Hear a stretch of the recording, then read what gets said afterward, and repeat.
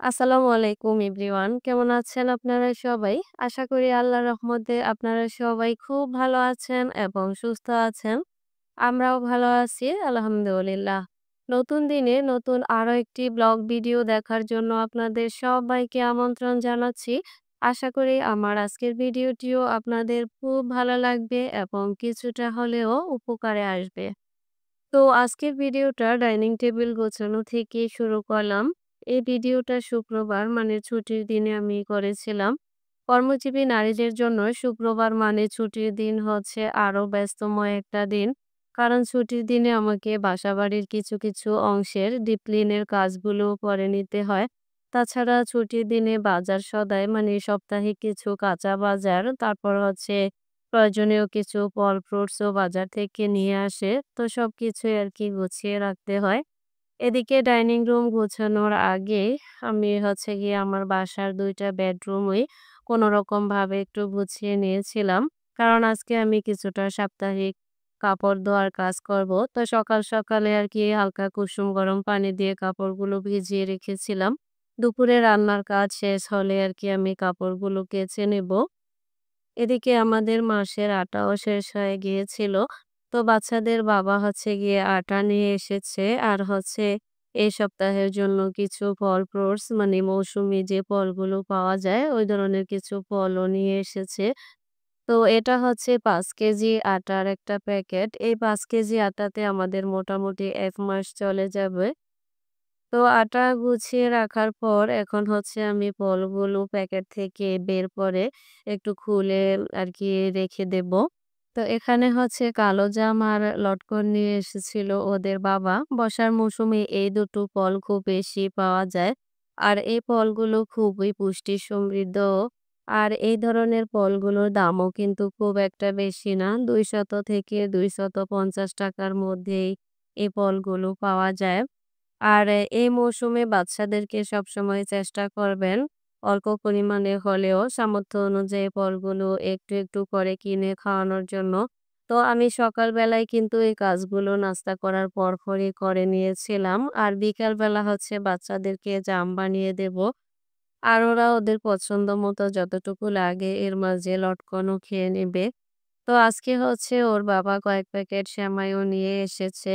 তো আমরা হচ্ছে লাচ্ছা সেমাইটা কম খাই। কারণ তেলে ভাজা খাবার আমাদের একেবারেই খাওয়া হয় না। আর এই ধরনের সেমাইগুলোতে তেলের পরিমাণ থাকে না বললেই চলে। তাই ওদের বাবা এই সেমাইটাই বেশি আনে। তো আমি হচ্ছে ১ম এই প্যাকেটের মধ্যে হাত দিয়ে সেমাইগুলোকে ভেঙে গুঁড়ো করে নেই। তারপর হচ্ছে হালকা করে ভেজে বয়ামে রেখে দেই। আর এভাবে আরকি সেমাইগুলো একসাথে গুঁড়ো করে ভেজে বয়মে রেখে দিলে প্রয়োজন অনুযায়ী নিয়ে রান্না করতে পারি। আর এভাবে কাজটা একসাথে করে নিলে ১৫ দিন বা ১ মাসের জন্য সেমাই এখান থেকে এভাবে নিয়ে রান্না করা যায় এবং কাজটাও কিন্তু একসাথে করার কারণে সহজ হয়ে যায়। তো আমি কিন্তু ১ মাসের জন্যই এভাবে সেমাই সবসময় ভেজে বয়ামে রেখে দেই। এরপর হচ্ছে আমি দুপুরের জন্য রান্না করতে চলে যাব। তো এদিক দিয়ে কাজগুলো করে নিচ্ছি আর হচ্ছে গিয়ে আজকের ভিডিওর মূল বিষয়ে এখন চলে আসব।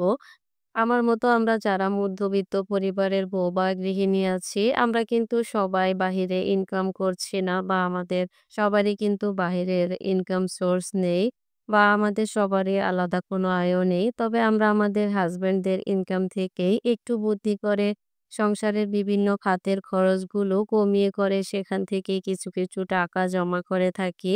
এছাড়াও আমরা নিজেদের কিছু কাজ বাহিরের মানুষ দিয়ে না করিয়ে টাকা খরচ না করে নিজেরা একটু সময় নিয়ে, একটু ধৈর্য নিয়ে, একটু কষ্ট করে থাকি এবং সেই খরচটা বাঁচিয়েও কিছু টাকা জমা করে থাকি। তো আমি আমার আগের কয়েকটা ভিডিওতে টাকা জমানোর এ ধরনের কিছু টিপস আপনাদের সাথে শেয়ার করেছিলাম। আজকের ভিডিওতে আমি আপনাদের সাথে সম্পূর্ণ আলাদা একটা টিপস শেয়ার করব।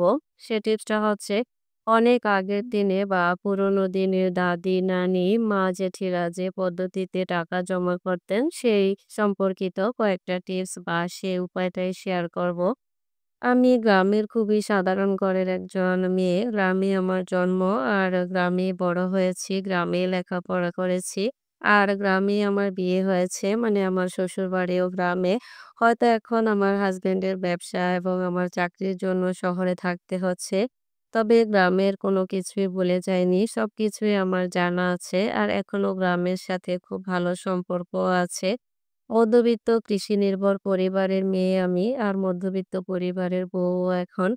তো ছোটবেলায় দেখতাম যে আমার দাদা মানে দাদার ভাইয়েরা কৃষি কাজ করত। আমাদের ধান হতো, পাট হতো, আলু হতো, গম হতো, মরিচও হতো, এমনকি শাকসবজির চাষও করা হতো। তো আমাদের বাড়িতে শুধুমাত্র নিজেদের খাওয়ার জন্যই যে এই ধরনের ফসলগুলো ফলানো হতো তেমনটাই না।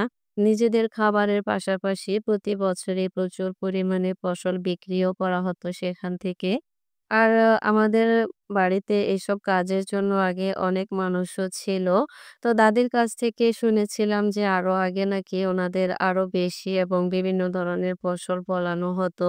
আরো বেশি কাজের চাপ ছিল। এমনও দিন যেত ওনাদের খাবার খাওয়ার কথাও মনে থাকতো না।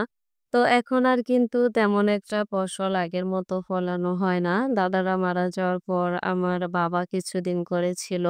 তো আমার বাবা মারা যাওয়ার পর আমার কাকারা খুব একটা ফসল ফলায় না এখন আর। প্রত্যেকেই কেউ না কেউ চাকরি করে বা অন্যান্যরা হচ্ছে ঢাকায় ব্যবসা-বাণিজ্য করে আরকি। তো তখন দেখতাম যে আমার দাদি-নানিরা কিভাবে টাকা জমাতেন। যদিও উনাদের হাতে নগদ কোনো টাকা আসতো না জমা করার জন্য। কারণ কৃষি নির্ভর পরিবারগুলো যেমন হয় আরকি, উনাদের হচ্ছে বছরে একবার ফসল বিক্রি করার টাকা দিয়ে আরকি সারা বছরের অন্যান্য খরচগুলো চালানো হতো। তো আমি দেখেছি আমার দাদি এবং নানি প্রতিদিন যখন ভাত, ডাল বা যা রান্না করতেন, সেখান থেকে চাল, ডাল, তেল, লবণ, হলুদ, মরিচ যা রান্নায় ব্যবহার করতেন সবকিছু মেপে নেওয়ার পর সে মাপা চাল-ডাল থেকে এক মুঠো করে বা অল্প পরিমাণে তেল, হলুদ, মরিচের গুঁড়ো আলাদা বয়ামে একটু করে সরিয়ে রাখতেন। সাপ্তাহিক আরকি রান্না করার জন্য বাজার থেকে যে তেল নিয়ে আসতো, সেখান থেকেও অল্প পরিমাণে তেল আলাদা বোতলে সরিয়ে রাখতেন। এমনকি কেরোসিন তেলও কিন্তু আলাদা বোতলে সরিয়ে রাখতেন। তখন কেরোসিন তেল ব্যবহার করা হতো আরকি আলো জ্বালানোর জন্য। কারণ আমাদের এলাকায় তখনও বিদ্যুৎ ছিল না। হারিকেন এবং কুপির আলো দিয়ে আরকি আলোর ব্যবস্থা করা হতো। তারপর ১ মাস এভাবে প্রতিদিন খাবার রান্না করার আগে চাল, ডাল, লবণ, তেল, হলুদ, মরিচের গুঁড়া অল্প করে রাখতে মাস শেষে দেখা যেত যে ২ থেকে ৩ কেজি চাল জমা হতো, ০.৫ কেজি বা ১ কেজি ডাল জমা হতো, ২৫০ গ্রামের মতো সরিষার তেল জমা হতো। তারপর ২৫০ গ্রামের মতো হচ্ছে কেরোসিন তেল জমা হতো এবং ১০০ বা ২০০ গ্রাম করে হলুদ মরিচের গুঁড়া এবং লবণও জমা হতো। তারপর এভাবে ১ মাস জমানোর পর আমাদের বাড়ির পাশের যে মহিলারা আরকি যারা একটু গরিব ছিল মানে আমাদের বাড়িতে ফসল ফলাদির কাজ করত। তো ওনাদের কাছে এভাবে মুঠো করে জমানো চাল, ডাল, তেল, লবণ বা হলুদের গুঁড়াগুলো একটু কম দামে আরকি আমার নানি এবং দাদিরা বিক্রি করে দিতেন। আর এভাবে দেখতাম যে প্রতি মাসে আমার নানি এবং আমার দাদির হাতে ৳১০০, ৳১৫০, ৳২০০, ৳২৫০ বা ৳৩০০ মতো জমা হয়ে যেত।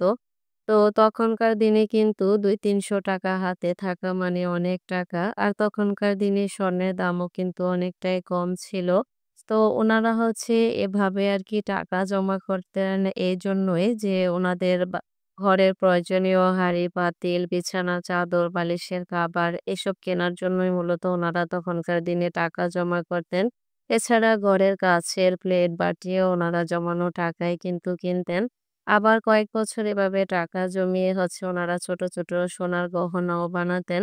তো আমি আমার মাকেও কিন্তু ছোটবেলায় দেখেছি এভাবে মুঠো করে চাল-ডাল জমা করতে এবং ওইসব মুঠো চাল-ডাল জমা টাকা দিয়ে কিন্তু আমার আম্মা আমার আপুকে এবং আমাকে ছোট ২ জোড়া কানের সোনার রিংও বানিয়ে দিয়েছিলেন। এবং আমাদের ঘরে প্রয়োজনীয় হাঁড়ি-পাতিল এবং কাঁচের ক্রোকারিজও আরকি আম্মা কিনতেন এভাবে মুঠো চাল জমা করা টাকা থেকে। তো জানি না আপনাদের অন্য কোনো এলাকার গ্রামে আগের দিনের গৃহিণীরা এভাবে মুঠো চাল জমিয়ে টাকা জমা করতেন কিনা? তবে আমাদের এলাকার সব গৃহিণীরাই এভাবে কিন্তু মুঠো চাল, ডাল, তেল, লবণ, হলুদ, মরিচের গুঁড়া জমিয়ে সেগুলো বিক্রির মাধ্যমে আগের দিনে টাকা জমা করতেন। আর তখনকার দিনে আমার ফুফু এবং কাকাদেরকে দেখতাম রান্নাঘরের বাঁশের খুঁটির মধ্যে ছিদ্র করে ওই ছিদ্রতে পয়সা জমা করতেন। মানে বাঁশের একটা গিঁট থেকে অন্য আরেকটা গিঁটের মাঝখানে যে পাকা জায়গাটা থাকে, ওই জায়গাটার উপরে হচ্ছে ওনারা ছিদ্র করতেন। আর ওই ছিদ্রের মধ্যে হচ্ছে ২৫ পয়সা মানে ৪ আনা, ৫০ পয়সা মানে ৮ আনা, তারপরে হচ্ছে ৳১ কয়েন, ৳২ কয়েন এবং শেষের দিকে দেখতাম যে ৳৫ কয়েন পর্যন্ত ওনারা জমা করতেন। তো তারপর যখন বাঁশের এই এক গিঁট থেকে অন্য গিঁটের দূরত্বটা পয়সায় ভরে যেত, তখন হচ্ছে ওনারা আরকি বাঁশ কেটে সেখান থেকে পয়সাগুলো বের করতেন এবং গুনে, গুনে দেখতেন যে কত টাকা মানে কি পরিমাণে পয়সা জমা হয়েছে। তো আমরাও কিন্তু দেখতাম আর খুবই আনন্দ পেতাম। তো আমরা কিন্তু বাঁশের খুঁটিতে এভাবে টাকা জমা করিনি। কারণ আমাদের সময়ে আম্মা আমাদেরকে ছোট, ছোট মাটির ব্যাংক কিনে দিয়েছিলেন। আমরা মাটির ব্যাংকে আরকি টাকা জমা করতাম। তো আমার কয়েকটা ভিডিওতেই অনেক আপুই কমেন্ট করে বলেছেন যে, "আপু আমার হাসব্যান্ড তো আমার হাতে কোনো টাকা জমা দেয় না। আমি কিভাবে টাকা জমা করব? আমার হাতে কিন্তু জমানো কোনো টাকাই থাকে না।" তো দেখুন অনেক হাসব্যান্ডরাই আছে যারা স্ত্রীদের হাতে কোনো টাকা দেয় না। তো জোর করে তো আর নেওয়া যায় না। আর জোর করলে সংসারে শুধু অশান্তি বাড়ে, কাজের কাজ তো হয় না। তাই আপনারা চাইলে এভাবে প্রতিদিন রান্না করার চাল, ডাল, চিনি, লবণ, তেল, হলুদ গুঁড়া আর মরিচ থেকে যতটুকু পরিমাণ রান্না করবেন সেখান থেকে মেপে নেওয়ার পর অল্প, অল্প করে মানে প্রতিদিনে ১ মুঠ করে চাল রাখতে পারেন, অল্প পরিমাণে ডাল রাখতে পারেন, তেল রাখতে পারেন, লবণ রাখতে পারেন, পেঁয়াজ রসুনও রাখতে পারেন। তো এভাবে মুঠো করে চাল, ডাল রাখতে, রাখতে মাস শেষে দেখবেন যে ২-৩ কেজি চাল, ডাল, তেল, লবণ, হলুদ, মরিচের গুঁড়া সবকিছুই কিন্তু একটা নির্দিষ্ট পরিমাণে জমা হয়ে যাবে। আর প্রতিদিনের মেপে নেওয়া চাল, ডাল, তেল, লবণ থেকে ১ মুঠো বা অল্প পরিমাণে আলাদা করে আলাদা বোতলে বা আলাদা বয়ামে সরিয়ে রাখলে আমাদের তেমন কোনো ক্ষতি বা অসুবিধা হয়ে যাবে না। কারণ আমরা কিন্তু প্রতিদিনই রান্না করা খাবার কিছু না কিছু পরিমাণে ফেলে নষ্ট করে ফেলি। তো আরকি চাল, ডাল মাপার আগে যদি এভাবে প্রতিদিনই ১ মুঠো করে চাল, ডাল, তেল, লবণ অল্প পরিমাণে রেখে দিয়ে মাস শেষে সেগুলো গরিব কোনো মানুষের কাছে বাজার দামের চাইতে অল্প কিছু পরিমাণে কম দামে বিক্রি করেন, তাহলে দেখবেন যে মাস শেষে আপনাদের হাতেও কিন্তু একটা নির্দিষ্ট পরিমাণের টাকা জমা হবে। যদিও সেটা খুবই কম পরিমাণের টাকা। কিন্তু একেবারে টাকা না জমানোর চাইতে আপনি যদি পুরনো এই পদ্ধতিতে মানে মুঠো চাল জমানোর পদ্ধতির মাধ্যমে টাকা জমা করতে থাকেন, তাহলে দেখবেন যে আপনার মধ্যেও কিন্তু টাকা জমানোর একটা মানসিকতা তৈরি হবে এবং অল্প পরে হলেও আপনার হাতে কিন্তু কিছু টাকা জমা থাকবে।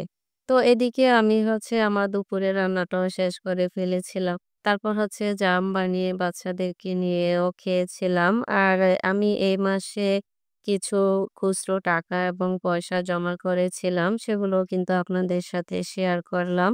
আশা করি আমার আজকের ভিডিওতে পুরোনো দিনের টাকা জমানোর টিপস গুলো আপনাদের কিছুটা হলেও ভালো লেগেছে। আর এই টিপস ফলো করে যদি একেবারে টাকা না জমানোর চাইতে অল্প পরিমাণে টাকা জমাতে পারেন, তাহলে কিন্তু আপনাদের জন্য সেটা খারাপ হবে না, ভালোই হবে ইনশাআল্লাহ। তো আজকের ভিডিওটি আর বাড়াবো না। আপনাদের সকলের সুস্বাস্থ্য এবং সুন্দর জীবন কামনা করে পরবর্তী ভিডিও দেখার আমন্ত্রণ জানিয়ে আজকের ভিডিওটি এখানেই শেষ করছি। আল্লাহ হাফেজ। আসসালামু আলাইকুম।